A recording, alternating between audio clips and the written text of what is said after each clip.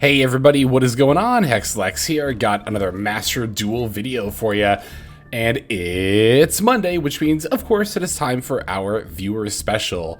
Always looking forward to the viewer special, but especially when a new pack drops so I can see what you've all been cooking up, and that is what the viewer special is all about. If you've got a cool game with a cool deck that you're interested in showing off, then this is the place for you.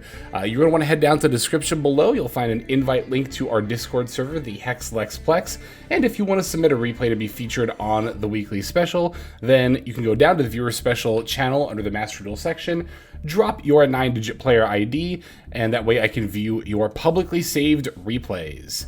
Please do make sure that your ID is entered correctly and that your replays are set to public.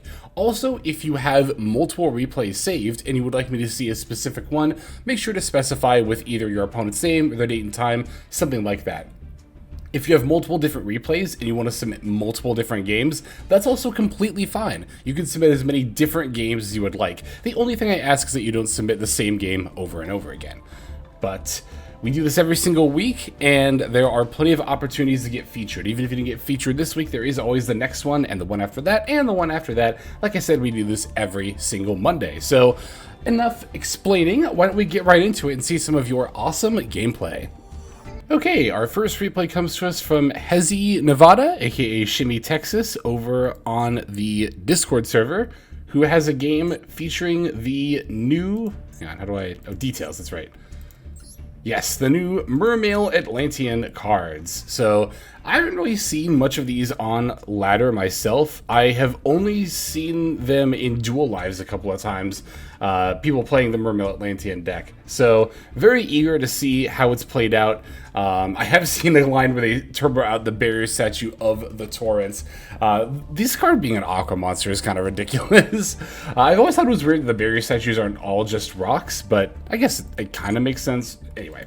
But yeah, of course we have the new Mermail Shadow Squad, among other cards, and in the extra deck we've got, where is it? Poseidra Abyss as a very strong piece of support. Not only does it have just like a solid, board breaker effect, but it's also Soul Charge in an Xyz monster that can go on top of any of your Atlantean or Mermail Xyz monsters. So very nice. And then our opponent is going to be playing Labyrinth. Very trap heavy focused variant of Labyrinth here. I mean, they're all playing a lot of trap cards, but that one is definitely playing more traps than are normally played. So let's get right on into it. Yeah, Punk has been extremely popular on ladder. That one I've not only, of course, been playing myself, but just been seeing a ton of.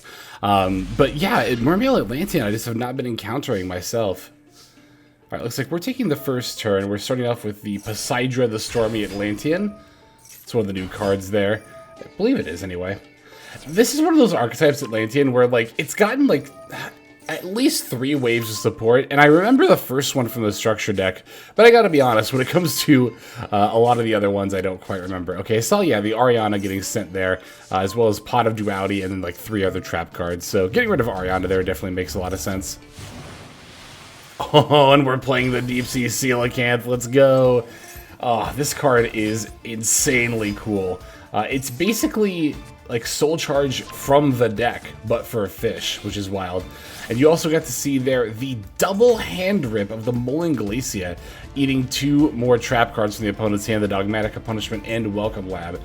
Because, yep, you can summon this by having exactly 5 water monsters in the graveyard, and then when it's summoned, you discard 2 random cards from your opponent's hand. This is giving me flashbacks to, like, a decade ago when a lot of this stuff first came out, the Mullen Glacia among the other Atlantean cards, and it's rough. It's rough to find yourself playing against for sure. Alright, we got the Mermail Abyss spikes, which are being overlaid here into Bahamut Shark. Yeah, normally this is where in the TCG you would be summoning Totally Awesome. Here we have Le Virtue Dragon for some more disruption with the Virtue Stream. Oh, and also getting to add back the Dragoons that's not nothing. That's actually really good there. Okay, here's Abyss Trite, and then Abyss Trite F can bring back the Mermail Shadow Squad. That's going to discard the Dragoons. Then, of course, the Dragoons F can add the Heavy Infantry. Top and making another rank 7 here, which is going to be the Abyss Gaios. And then we can use Abyss Trite to make the new Poseidra Abyss.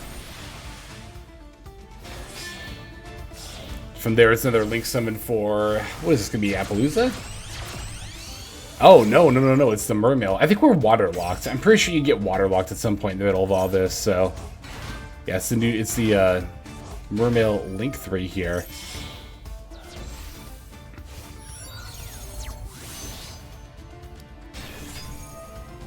And we did actually banish with the Prima Donna F, and this is how you get the barrier statue out, is with the Deep Sea Prima Donna.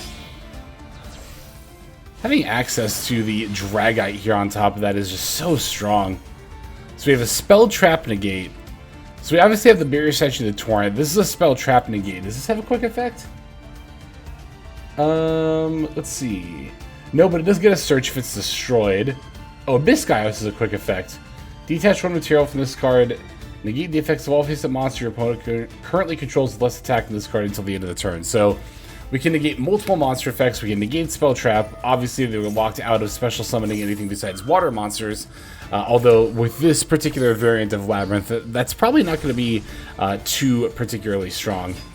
I like using the Dragite against the Duality there. We saw from their hand that it was all basically trap cards at that point, plus Duality, so we know they're not going to really be using any other spells, and of course we can simply negate the Ariana that they top decked with the Abyssgaios.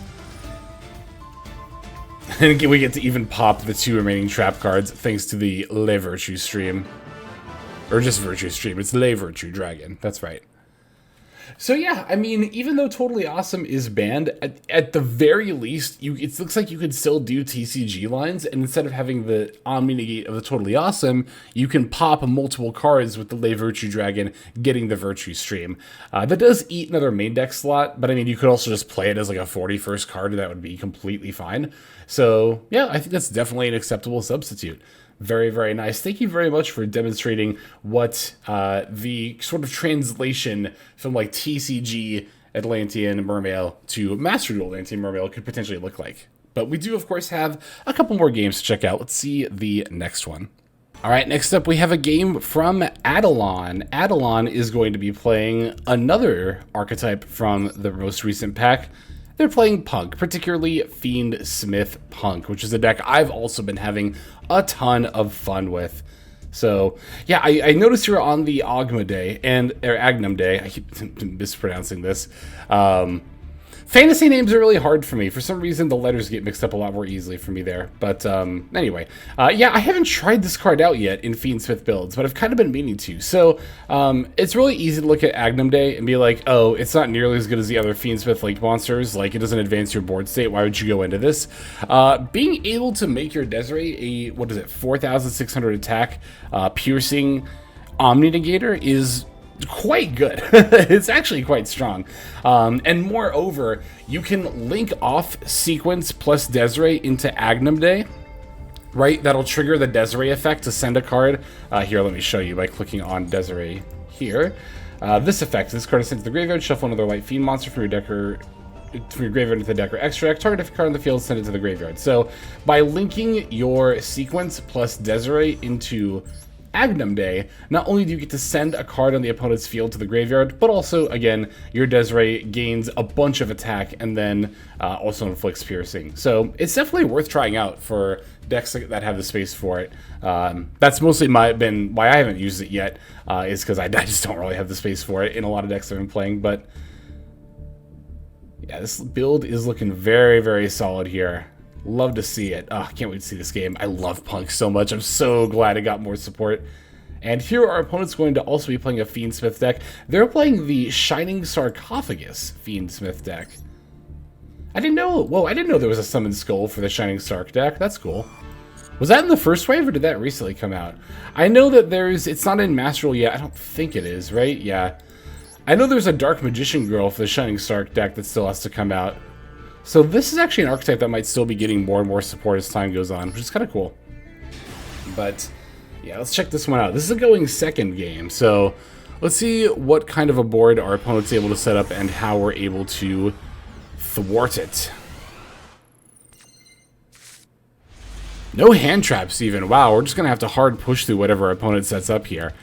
That is the nice thing about not opening hand traps, though, when you're going second. I mean, that always kind of sucks, but, you know, ideally, if you're not opening any hand traps, that means you're opening a starter and just a ton of extenders, which, honestly, in a lot of decks is enough to just push through the opponent's board.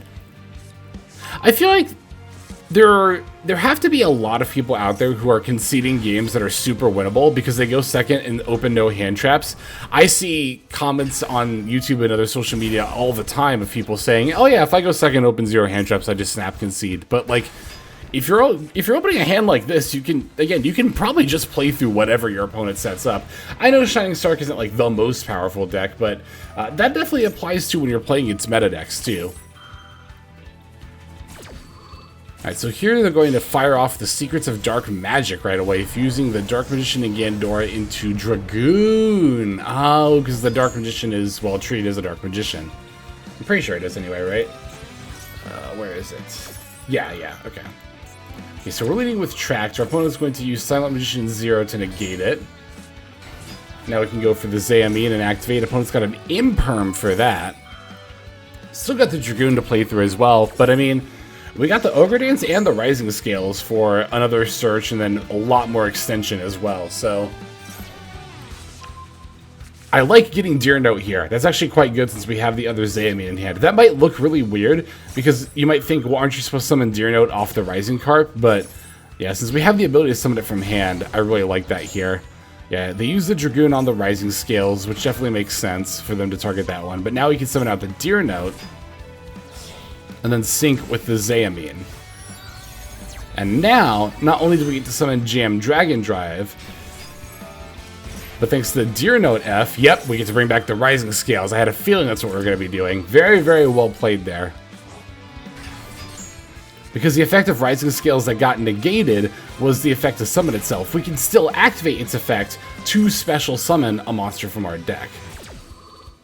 Opponent getting rid of their Lightning Storm there in order to send the monster with Shining Sarcophagus. I've said before and I'll say it again, I'm really not a fan of playing cards like Lightning Storm or Evenly Matched in a deck where you tend to go first if you win the coin flip. But I guess to be fair, at the very least, the opponent's deck does have a way to utilize those cards with Shining Stark's effect. Alright, here we're going for Amazing Dragon, going for the Bounce F, hitting everything but the Dragoons, because I do believe the Amazing Dragon does target, right? It targets cards in the field with the number of, where is it? Yeah, it does target. See, if we didn't have the option to get rid of Dragoon there, we're going to need to find a non-targeting way to out it. We could also battle over it. However, the only thing about doing that is that the best way to battle over it would be Pep, Psychic, and Punisher. If we're playing it. I don't know if we are, actually. And that might be a little bit difficult to summon here. Oh, we're not playing Pep, okay. Understandable, it is definitely difficult to have room for Pep on top of everything else needed for Fiendsmith Punk. And I think Psychic and Punisher is optional for this deck. I still really like it, so I'm on it, but I definitely understand focusing more on just having access to good Link monsters. Speaking of good Link monsters, Fiendsmith Sequence gets to activate here. Looks like we are going for the Desiree. This effect targets, right? Oh, but even if this targets, it doesn't matter because we can battle over. I was just talking about this. This is how we can battle over Dragoons. Oh, interesting. Okay, no, I thought we were going for Agmund. Agmunday. Jeez, I know I butchered that again. Oh, okay, so we're just able to negate it because that doesn't target and that drops the attack. Oh, I hadn't even considered that. Okay. Oh, well, there we go. That was good. That was really good. I mean, that just goes to show how versatile the Fiendsmith package is with it being at full support now. So many different things you can do to out so many different situations with those cards. Very, very good stuff. Thank you for that replay there. We got one more we're going to check out. Let's finish off with that one. And our final replay comes to us from Kinohara. Kinohara is playing against a deck that a friend of mine has actually been on recently as well, and a deck I've lost to on ladder recently too. And that is going to be the Paleozoic Primite deck. Now you might be seeing this and think to yourself, wow, they'll really just put Primite in anything, huh? What could these possibly have to do with each other? Well, it's worth keeping in mind that when the Paleozoic monsters revive themselves, they are normal monsters. So there is a natural synergy with the Primite archetype, not only through that, just piece of interaction, but also through the trap card Primite Howl, which this card is scary. This is basically the same as kind of Primite Roar, as Kinohara mentions, in trap card form, as in you take no damage from, your battles involving normal monsters, which will be all your Paleozoic monsters, by the way, but also you can start taking control of your opponent's stuff, which is how I lost to this deck when I played against it. So very scary stuff. We are definitely going to be checking that out. And then our opponent here is going to be on Primite Fiendsmith Control, but they haven't received the update. I was wondering if they'd be on Dippity, but no, they're still on White Dustin. I definitely want to show off the Primite Fiendsmith Control deck with Dippity here soon, but yeah, Paleozoic Primite. What'll they think of next? That's what I think of whenever I see any Paleozoic deck. It's such a wild ride. But it's cool. Paleozoic is a very, very cool deck. Alright, so we can take the first turn here. Going for the Lordly Load. Our opponent shotgunning Maxi at quite literally the worst possible moment. I've said it before, I'll say it again. If you want to shotgun Maxi to play around triple tack, fine. But, obviously don't do it during the main phase, because then you don't play around triple tack. They're also using Ghost Ogre against the Ether Barrel here, which is not great use. I feel like our opponent is kind of on yellow button turbo mode right now. We still get to set the Primite Howl as well as the rest of the cards in our hand. Okay, so they're going to Ash Blossom our Primite Howl, which is, definitely pretty good. But let's see what they end up doing here. Normal Summon Lacrima, sending Engraver. Sure, we're going to flip up Karma Cannon at this point, turning down the Lacrima so that way you can't go into Requiem. And that'll be enough to end their turn. End of phase, we're going to Trap Trick for Paleozoic Morella. Morella can then send the Transaction Rollback from deck to the graveyard. At that point, we're going to use Transaction Rollback in order to use the effective Primite Howl for Guard Dragon Justica, which I believe we play because it is level 2 and a tuner. As well as, or do we play Spheres? Does that matter that it's a dragon? Doesn't look like we're on Spheres. No. But we are on the Herald of the Arclight, as you might have seen briefly in the extra deck there. Alright, so Justica and Ether Barrel getting linked off for the Sprite Elf here. What did they use to negate? Was it another... No, it was Valor, okay. Ah, here's the Gigantic. Always puts a smile on my face, see a Sprite monster coming out. And gonna summon the... What's this card called? Soldier Dragons from the deck.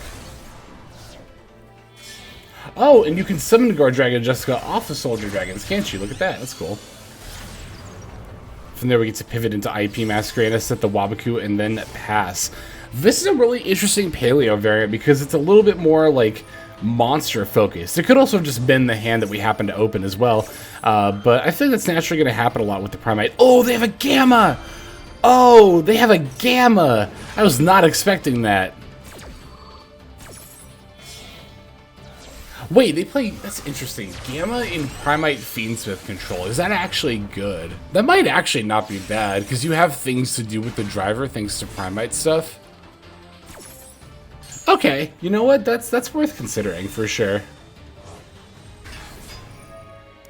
Alright, so we're going to go SP, banish the Engraver. Definitely sounds good to me. That way we'll keep them off of Fiendsmith stuff, and then we even get to take control of the driver. It's kind of what I was talking about before with the Primite Howl Graveyard effect being so good. Yeah, you can just take control of any monster your opponent controls with attack higher than the attack of a normal monster that you use for it, which is another reason to play Guard Dragon Justica with the 0 attack.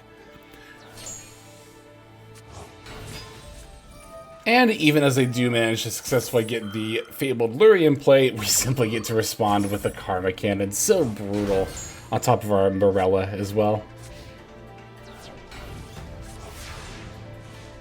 Driver goes back to them, they get Gamma, we get back Little Knight, and we also get back our Ether Barrel here as well.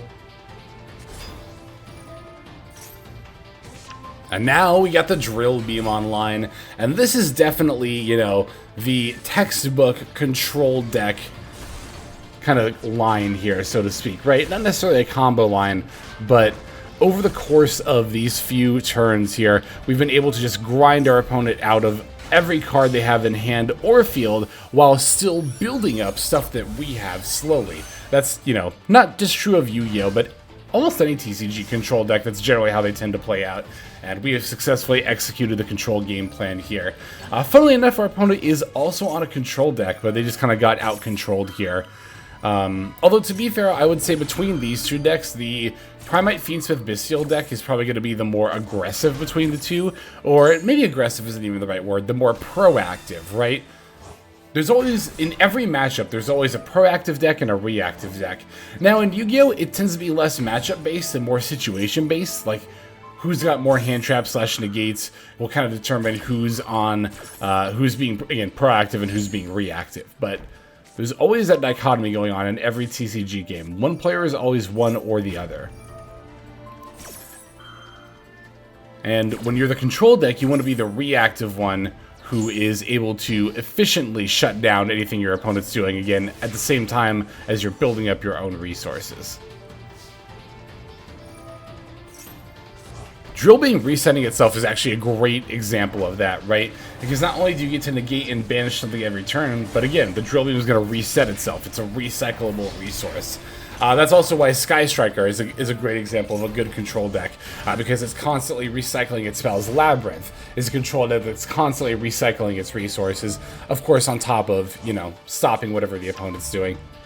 The Ether Barrel coming back to the opponent's actually another pretty good example. That's why they've been able to stay in the game for even this long, right? I think without Ether Barrel adding itself back every standby phase, you know, our opponent would have conceded by now. Granted, now the Ether Barrel has been banished and it's no longer an issue, but yeah, and there's the concede right after that happens, so good demonstration of what we were discussing there, but good stuff. Thank you, Kinohara, as well as everybody else who submitted for the viewer special. Like I said, even if you didn't get in this week, there is still the next one, and the one after that, and the one after that, so on and so forth. So thank you all very much for watching. I especially appreciate you watching until the very end of the video. It's the best way to support smaller YouTube channels like mine. And speaking of supporting YouTube channels, I want to take a moment to thank our YouTube members and Patreons who go above and beyond and are definitely a large part of the reason why I'm able to upload as many videos as I am. So thank you all very much, and let's move on to our outro. Hey everybody, Hexlex here. Thank you so very much for watching all the way to the very end of the video, which by the way is one of the best ways to support the channel. Speaking of supporting the channel, take a look at the names on screen. These are folks who have been so generous as to either join as a YouTube member or subscribe over on patreon.com/Hexlex to support. There's also perks for doing so. If you would like to see YouTube videos early, as well as some exclusive videos that get uploaded to YouTube, but for one reason or another I decide not to publish, definitely go ahead and hit that join button to see content early, as well as some exclusive content. If you're looking for more exclusive content, over on patreon.com, I upload exclusive videos that are not posted on YouTube just about every single day. Whether you choose to subscribe over on Patreon, join as a YouTube member, or simply continue to watch, your support is greatly appreciated. Thank you so very much. But for now, this is Hexlex. I am signing out, and I hope that you have a fantastic day.